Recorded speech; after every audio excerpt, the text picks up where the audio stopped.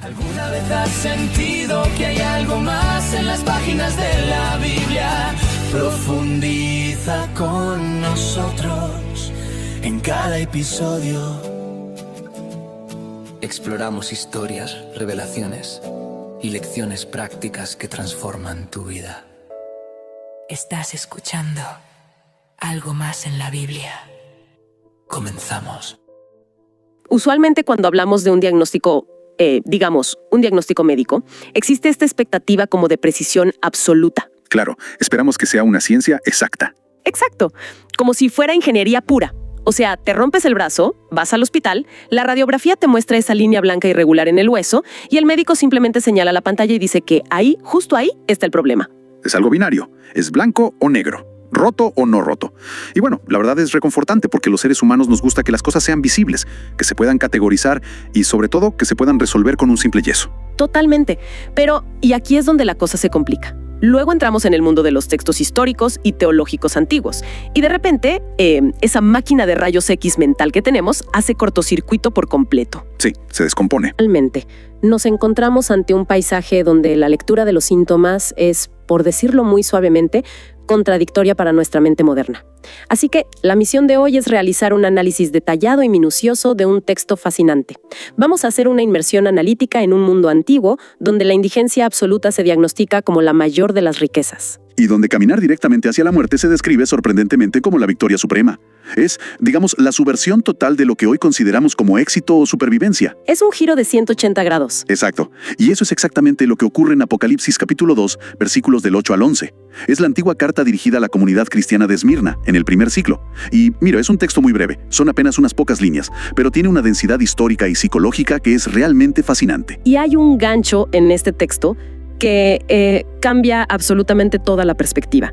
Si nosotros revisamos las 7 cartas a las iglesias que aparecen en el Apocalipsis, casi todas siguen un patrón muy claro y repetitivo.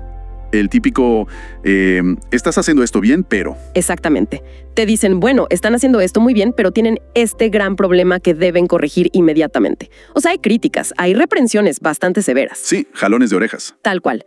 Sin embargo, Esmirna es una de las únicas 2 comunidades en todo el texto que no recibe ni una sola crítica. 0, nada. Lo cual es rarísimo en ese contexto. Es súper inusual. Es un mensaje de validación pura, de consuelo puro, para un grupo de personas que, y esto hay que subrayarlo, está literalmente al borde de la aniquilación. Y para entender por qué este mensaje de consuelo no suena a palabras vacías o, no sé, a un falso positivismo tóxico, tenemos que situarnos en el terreno. O sea, ubicar a quienes nos escuchan en el espacio físico. La antigua Esmirna, que es lo que hoy conocemos como la ciudad de Izmir, en la costa de Turquía, pues no era un rincón olvidado del Imperio Romano, para nada. Era de gigante, ¿verdad? Era una metrópolis deslumbrante. De hecho, competía directamente con Éfeso por el título de la ciudad más importante de toda la provincia de Asia. Era un puerto comercial gigantesco. Le llamaban, de hecho, la Corona de Jonia. ¡Wow! La Corona de Jonia. Pero, claro, su riqueza material venía atada a una condición, una lealtad política inquebrantable. Y esto es fundamental para nuestro análisis. Esmirna no solo toleraba a Roma, Esmirna estaba, digamos, perdidamente enamorada de Roma. Totalmente fanatizados, ¿sí? Siglos antes, incluso antes de que Roma fuera el imperio global que conocemos, Esmirna ya le había construido templos. Eran fanáticos absolutos del culto imperial. Construyeron un templo a la diosa Roma por ahí del año 195 a.C. y más tarde compitieron a muerte con otras ciudades y ganaron el privilegio exclusivo de construir un templo al emperador Tiberio. Así que el culto al emperador, que implicaba ofrecer incienso y declarar públicamente que el César era el señor supremo, pues no era solo un trámite o una formalidad cívica. Era su identidad. Era el motor económico, social y patriótico de toda la ciudad. Si tú vivías allí y te negabas a participar en esto, no eras visto simplemente como alguien raro. Eras un subversivo. Un traidor a la patria. Exacto. Un traidor y un peligro inminente para la prosperidad del puerto. Ok. Entonces, en ese ambiente tan hostil, donde el simple hecho de negarte a adorar a César te ponía una diana gigante en la espalda, llega esta carta. Y el remitente se presenta de una manera muy calculada desde el versículo 8. Dice algo así como, el primero y el último, el que murió y volvió a vivir. Lo fascinante aquí es cómo esa presentación establece inmediatamente toda la autoridad del mensaje. En el texto original en griego, la frase que se usa para esto de murió y volvió a vivir no está escrita con un lenguaje poético o como una simple metáfora espiritual. Ah, ¿no? Es más literal. ¿Mucho más literal? La estructura gramatical usa un participio aoristo. La frase es en genomen necros. Y esto apunta a un evento histórico cerrado, completado en el pasado. Es decir, el remitente está afirmando, Yo experimenté la muerte de manera literal, física, se terminó, y ahora estoy vivo. Ok, vamos a desempacar esto porque me parece clave. Es como estar en una situación de supervivencia extrema. Imaginen a quienes nos escuchan que están a mitad de una tormenta de nieve brutal escalando al Everest. Una pesadilla total. Sí, o en un bote salvavidas en medio del océano congelado. Si tienes una radio que funciona, no quieres recibir consejos de un analista de riesgos que leyó un manual en una oficina cómoda y con calefacción. Definitivamente no. Quieres hablar con el guía que literalmente fue tragado por una avalancha similar, que experimentó ese frío letal y que logró salir caminando de allí vivo. La autoridad de este texto no viene de una teoría teológica abstracta. Viene de la experiencia directa con el mayor terror que enfrentaba la audiencia en Esmirna, que era la muerte inminente. Es una analogía perfecta. Y, ¿sabes? Hay una capa adicional de ironía cívica aquí que a menudo pasamos por alto en este análisis minucioso. Mencionamos que Esmirna era una ciudad hermosa y próspera. Bueno, los historiadores registran que había sido devastada por terremotos masivos en el pasado, literalmente convertida en ruinas. Uy, claro, esa zona es muy sísmica. Sí, muchísimo. Y gracias al dinero romano y a su propia resiliencia comercial como puerto, la ciudad fue reconstruida. Así que los ciudadanos de Esmirna se jactaban constantemente en sus inscripciones de que su ciudad había resucitado de los escombros. Estaban orgullosísimos de esa narrativa de resurrección civil. ¡Wow! Eso le da un giro tremendo al texto. Es como si el autor de la carta estuviera diciendo, a ver, ustedes viven en una ciudad arrogante que se enorgullece de vencer la destrucción usando ladrillos y dinero imperial, pero yo he vencido la muerte misma. Es un contraste gigante. Sí, opone una resurrección de piedra que eventualmente pues va a volver a caer en otro terremoto frente a una victoria que es eterna. Y bueno, una vez que el remitente deja claro quién es y qué es lo que ha superado, lanza ese diagnóstico médico tan extraño del que hablábamos al principio. El versículo 9 dice, conozco tus sufrimientos y tu pobreza, sin embargo, eres rico. Ese versículo en particular encierra dos palabras en el griego original que describen una realidad absolutamente brutal. La primera es thlipsis, que normalmente se traduce como sufrimiento o tribulación. Pero la imagen mental histórica de esta palabra es la de una piedra enorme aplastando uvas en un lagar. ¡Qué imagen tan fuerte! Sí, no es una tristeza generalizada o estar deprimido. Es una presión externa extrema, asfixiante, diseñada específicamente para quebrar a la persona. Y la segunda palabra es tocheia, que se traduce como pobreza. Y aquí creo que es vital hacer una distinción para nuestra audiencia moderna. Porque la forma en que entendemos nosotros la pobreza hoy en día puede diluir bastante lo que realmente estaba pasando ahí. No estamos hablando de llegar apretado a fin de mes, ¿verdad? No, es tener que reducir gastos o cancelar suscripciones, para nada. El idioma griego tiene otra palabra, penia, para describir a la clase trabajadora regular. Ok, penia. Exacto, penia es el jornalero, el que tiene que sudar todos los días para poner pan en la mesa, pero que al final del día se las arregla y sobrevive. El texto no usa esa palabra. Usa tucheia, que es la indigencia absoluta. Indigencia total. Es la pobreza del mendigo, del que ha sido despojado de absolutamente todo, del que literalmente se acurruca en una esquina, dependiendo de que alguien le tire una moneda para no morir de hambre ese mismo día. A ver, pero ¿cómo es que un grupo de ciudadanos, muchos de los cuales probablemente tenían oficios completamente normales en un puerto tan próspero como Esmirna, terminan de repente en la indigencia absoluta? Y aquí es donde entra la maquinaria implacable del Imperio Romano, ¿cierto? Totalmente. Si eras panadero, tejedor o comerciante en Esmirna, por ley o costumbre tenías que pertenecer a un gremio comercial. Una especie de sindicato de la antigüedad llamado colegia. Los colegia, ajá. Y el problema era que las reuniones de estos gremios estaban profundamente, inseparablemente entrelazadas con la religión estatal. O sea, no podías simplemente ir, vender tu pan, hacer tus negocios y volver a tu casa tranquilo. Sonó muy fácil, imposible.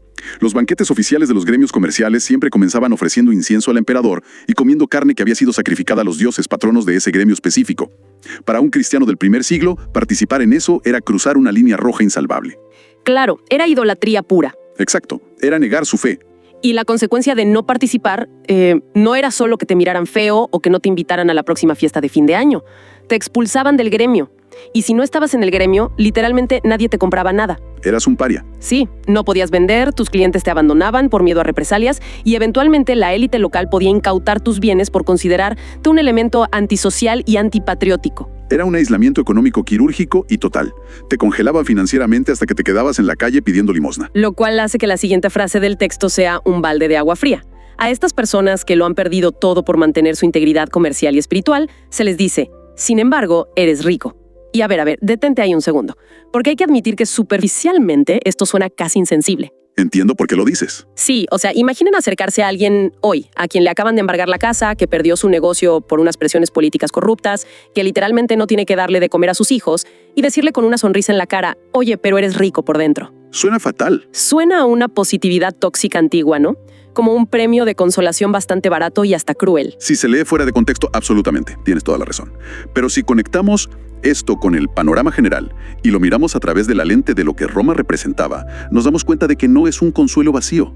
Es una subversión estratégica y radical de los valores imperiales. Ok, a ver, explícame eso. Roma te decía constantemente: tu valor como ser humano, tu estatus social y tu seguridad dependen únicamente de cuánto posees materialmente y de tu lealtad ciega al César. Y este texto entra como un mazo y dice: esa métrica es una ilusión completa. La verdadera economía es la del reino de Dios. Ah, me encanta. Le está dando la vuelta al tablero de juego por completo. Totalmente. Les asegura que a pesar de su indigencia visible, poseen una riqueza inalienable. O sea, ningún decreto romano, ningún magistrado corrupto y ningún boicot económico puede quitarle su lealtad, su fe y su herencia eterna. En una ciudad que estaba cegada por el oro y el mármol, el mensaje afirma que poseer esta conexión con lo divino, aún en medio de la indigencia, te hace infinitamente más sólido que el mercader más asquerosamente rico del puerto. Es una bofetada al sistema de clases de Esmirna. Ahora, esta presión aplastante, esta exclusión económica que llevaba a la gente a la indigencia, pues no ocurría en un vacío. Alguien, personas de carne y hueso, estaban activando los mecanismos legales del imperio en contra de ellos. Sí, había denunciantes. Y el texto identifica una fuente específica de este conflicto en la segunda mitad del versículo 9, y usa un lenguaje que es, sin duda, uno de los más intensos y debatidos del libro. Menciona: conozco las calumnias de los que dicen ser judíos, pero no lo son, sino que son sinagoga de Satanás. Y aquí tenemos que hacer una pausa obligatoria. Esta es una frase que requiere un análisis sumamente cuidadoso e imparcial, porque sacada de su contexto histórico lamentablemente se ha utilizado a lo largo de los siglos de maneras desastrosas y antisemitas.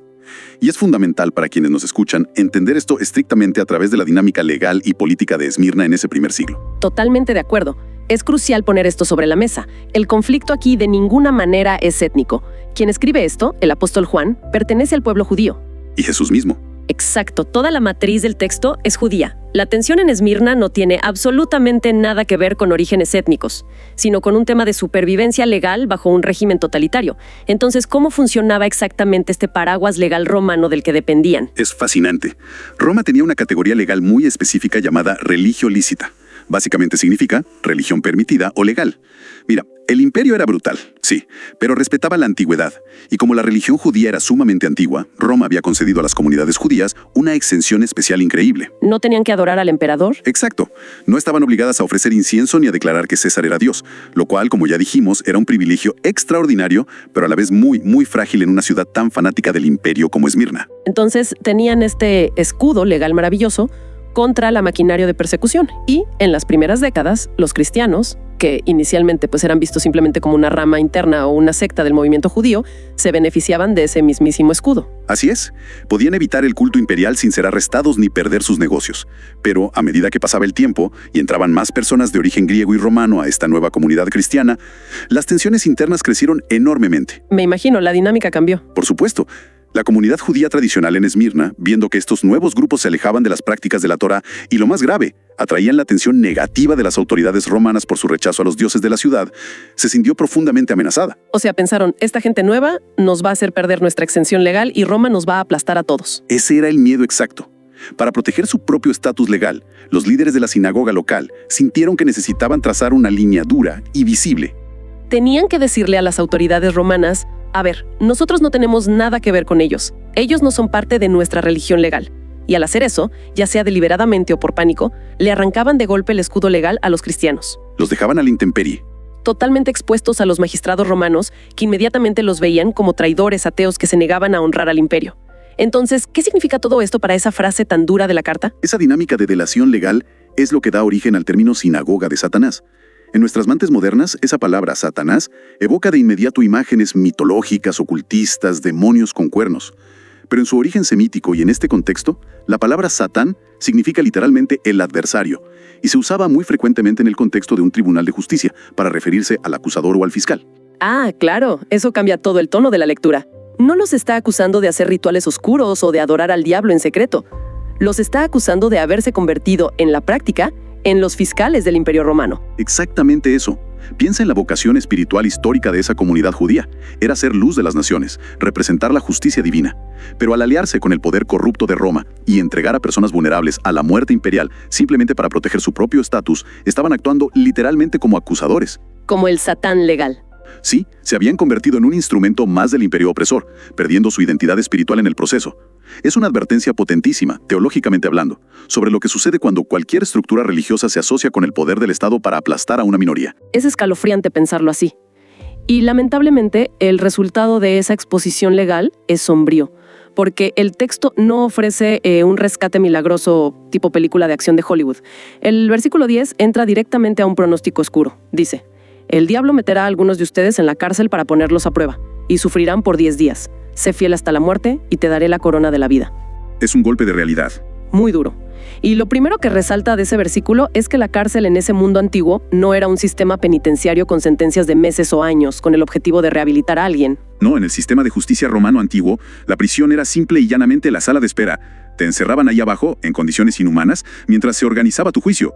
Juicio que, por cierto, generalmente venía acompañado de tortura sistemática para extraer confesiones. Y finalmente la ejecución, ¿no? En la arena o en alguna plaza pública. O sea, ser arrojado a prisión era, a todos los efectos prácticos, una sentencia de muerte en pausa. Una cuenta regresiva. Y aquí es donde aparece este detalle tan curioso de los 10 días. Este número ha sido debatido a lo largo de los siglos por los teólogos, pero psicológicamente cumple una función vital.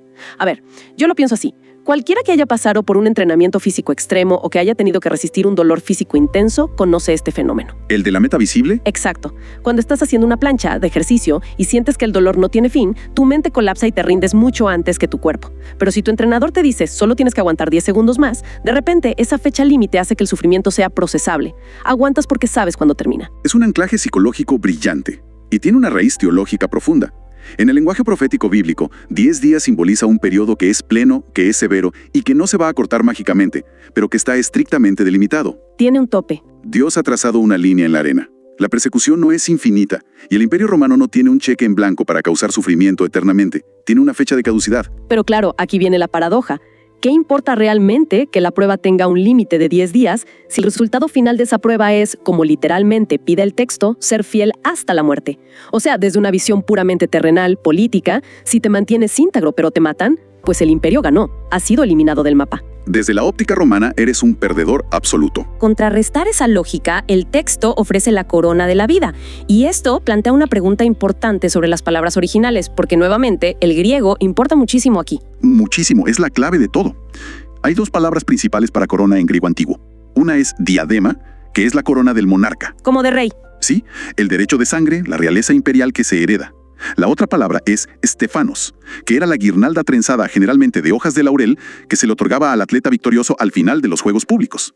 Y el texto usa deliberadamente Stephanos. Lo cual encaja de manera perfecta con el contexto local porque Esmirna era súper famosa en todo el mundo antiguo por organizar competiciones atléticas gigantescas. Toda la audiencia entendía perfectamente la imagen del estadio y de los juegos. Sabían exactamente de qué les estaban hablando. La metáfora convierte automáticamente a la víctima aparente en un atleta de élite.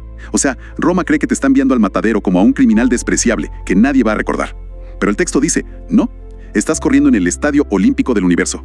¡Wow! ¡Qué imagen! Esto es una carrera de resistencia extrema. Y la muerte física no es ese pozo oscuro donde desapareces. Es simplemente la línea de meta donde el juez supremo te está esperando de pie con el Stephanos, la guirnalda del vencedor absoluto. Y esto no se quedó en teoría poética. Hay un evento histórico increíble que documenta cómo esta misma carta se vivió literalmente en carne propia en Esmirna, solo unas décadas más tarde. Hablamos de la historia de Policarpo. Un relato impresionante. Sí, él era el obispo de la ciudad alrededor del año 155. Y lo fascinante de Policarpo es que había sido discípulo directo de Juan, el mismo autor del Apocalipsis. Así que es muy probable, casi seguro, que Policarpo, siendo más joven, haya leído esta carta cuando llegó a la iglesia de Esmirna por primera vez. Y ya de anciano, a los 86 años, le tocó vivir el versículo 10 en carne propia. Y el registro de su martirio es uno de los relatos históricos más detallados y conmovedores que tenemos de la antigüedad. Fue arrestado justamente durante unas festividades locales y llevado directamente al estadio de Esmirna, que estaba lleno a reventar de multitudes enardecidas que pedían su cabeza. ¡Qué momento tan aterrador! Imagínate la presión. El procónsul romano, al ver que era un anciano de 86 años, frágil, intentó persuadirlo de verdad. Le dio una salida fácil. Le dijo algo como, ten piedad de tu edad. Simplemente jura por la fortuna del César, arrepiéntete y di, abajo los ateos. Recuerden que en ese entonces los romanos llamaban ateos a los cristianos por negarse a adorar a los dioses visibles del panteón oficial. Claro, no tenían ídolos. Y la respuesta de Policarpo es una genialidad absoluta. es pura subversión de alto nivel. Porque mira toda la multitud hostil y sedienta de sangre en el estadio, lo señala con la mano con toda solemnidad y repite, abajo los ateos. Usando las palabras del imperio, pero dándoles la vuelta por completo. Sí, cambiando el significado para señalar a la turba romana.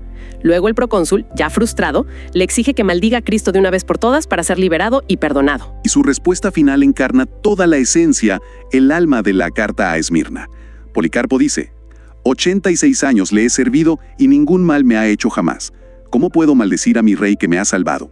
Y bueno, ante esa negativa inquebrantable, las autoridades cumplieron su amenaza y fue quemado en la hoguera allí mismo en el estadio de Esmirna. Murió siendo fiel. Así es, Policarpo enfrentó sus 10 días de prueba. Fue fiel hasta la muerte, sabiendo con absoluta certeza que él, Estéfanos, la corona del vencedor, lo estaba esperando justo al otro lado del fuego. Pero eso nos plantea el dilema final de nuestro análisis, el cual nos lleva a la garantía suprema que aparece en el versículo 11.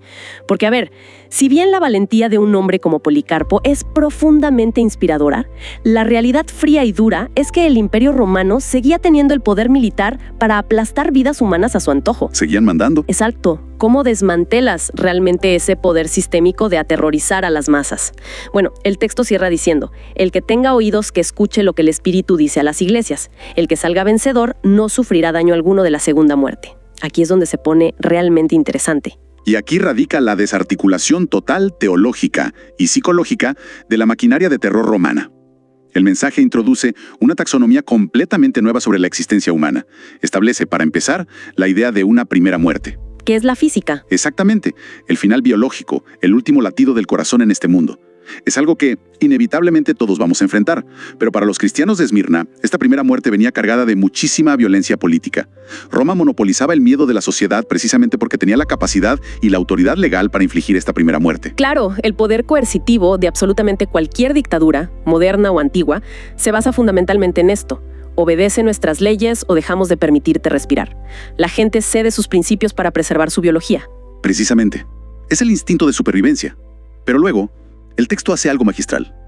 Introduce el concepto de la segunda muerte. En la teología del Apocalipsis, esta segunda muerte es la separación definitiva, final y eterna de lo divino. Es el daño último. Y aquí está el gran golpe maestro de la carta. A ver. Les dice que Roma puede tener jurisdicción temporal sobre la primera muerte. Sí, pueden matarlos físicamente. Pero el imperio no tiene absolutamente ningún acceso, ni poder, ni autoridad judicial sobre la segunda muerte. Oh, wow, es como otorgarles inmunidad diplomática eterna. Les está diciendo a los creyentes, miren, el imperio puede confiscar sus propiedades en el puerto, puede despojarlos de sus títulos cívicos. Y sí, tristemente puede quemar sus cuerpos en el estadio de la ciudad.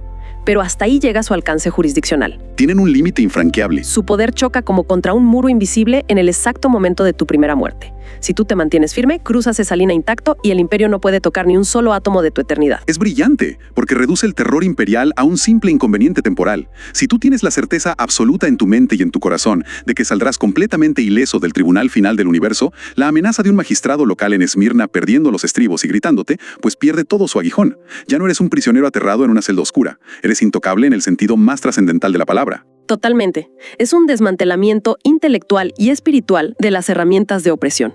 Y creo que si miramos en retrospectiva lo que hemos estado explorando hoy, en esta inmersión analítica de estos breves versículos, nos damos cuenta de que esto no es, de ninguna manera, un mensaje de consuelo suave o pasivo. Para nada, no es una palmadita en la espalda. No es un texto que busca que la gente simplemente evite el dolor y se sienta bonito. Es, literal, un manual de resistencia de alto calibre. Redefine el concepto de éxito, afirmando que la indigencia que es forzada por mantener la integridad es, de hecho, la verdadera riqueza. Así es, y le pone un límite de tiempo estricto al dolor humano, los 10 días, para que la mente pueda anclarse y procesarlo sin quebrarse. Y finalmente, neutraliza el poder opresivo del Estado, quitándole de las manos el monopolio sobre la muerte. Transforma por completo a las víctimas de la persecución política en los verdaderos jueces y vencedores de la historia humana. Es un texto que, si lo piensas, exige una integridad radical y ofrece a cambio una seguridad inquebrantable, que nada en este mundo te puede quitar. Y bueno, antes de despedirnos de nuestra audiencia, creo que vale muchísimo la pena dejar una pregunta flotando en el aire para reflexionar en casa. Porque es muy fácil leer este análisis y pensar en esto como un simple evento antiguo que le pasó a gente con túnicas hace miles de años. Sí, desconectarlo de nosotros. Exacto. Pero si el día de hoy nosotros tomáramos esta especie de auditoría espiritual, esta forma tan radical de medir la realidad que se usó en Esmirna, y la aplicáramos hoy a nuestra propia forma de vivir, ¿Cuántas de esas cosas a las que nos aferramos desesperadamente llamándolas riqueza, ya sea el estatus social, el conformismo laboral, la seguridad económica a cualquier precio, serían vistas bajo esta antigua luz como una profunda y triste miseria? Nuestros círculos o perdemos grandes oportunidades por negarnos a comprometer nuestra integridad. ¿Cuántos de esos momentos son en realidad el instante preciso en que estamos forjando nuestra mayor y más sólida riqueza? Es un lente que voltea nuestro mundo moderno de cabeza. Sin duda. Quizás todos necesitamos revisar urgentemente los resultados de nuestra propia máquina de rayos X cultural. A veces, las fracturas y los golpes por los que más nos angustiamos y lloramos son exactamente los lugares donde reside nuestra mayor fortaleza. En fin, muchísimas gracias a quienes nos acompañaron hoy en este recorrido minucioso por la historia, las palabras y la asombrosa resistencia de una comunidad que a veces olvidamos, pero que resulta increíblemente vigente. Nos escuchamos en el próximo análisis profundo. Envíenos sus sugerencias y comentarios a nuestro correo electrónico ministerio@jesusislife.net.